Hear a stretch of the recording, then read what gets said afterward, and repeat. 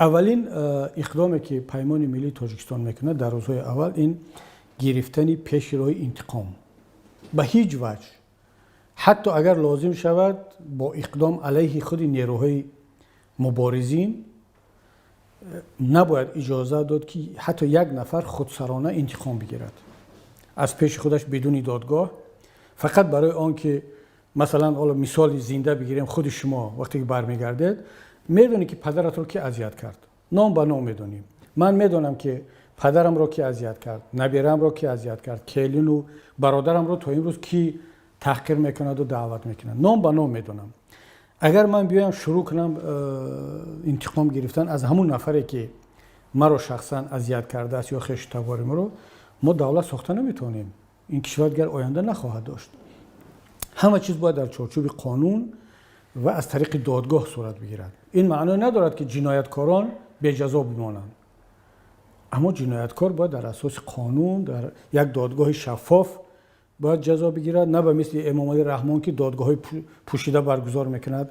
جامعه نمیداند که محمد علی حیید برای کدام گناهش حکم ابد گرفت. جامعه نمیداند که من در اساس کدام جنایت هایم در ناخنک حکم ابد گرفتم.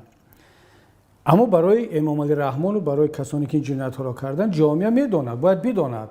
ما این رو باید در روزهای اول باید که اثبات کنیم که این حکومت قانون، حکومت شفاف و مردمی خواهد بود. وگرنه یک حکومت امام علی رحمان میرود در جایش حکومت رحمان امام علی می آید، جاها نام ها عوض میشوند اما ماهیت تغییر نمیکند که پیمان ملی این را راه نخواهد داد. خب اولین کار پیمان ملی تاجیکستان این خواهد بود که یک برنامه 100 روزه را اعلام خواهد کرد که در همین 100 روز اول چی کار میکند و بعد از 100 روز اولین گزارش به ملت را ارائه خواهد کرد.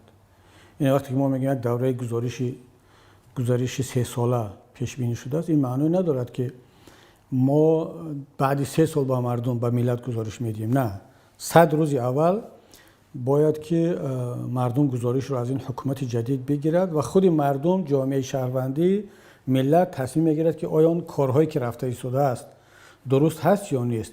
چون ما باید همیشه به سمت برویم که برنامه ها تغییر پیدا کنند.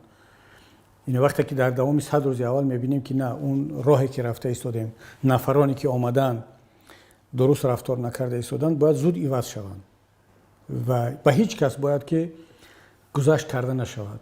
چون دوره انقلابی، دوره گزارش همین رو طلب میکند که باید نگاه ها خیلی روشن، عملکردها خیلی جدی، خیلی قاطعانه.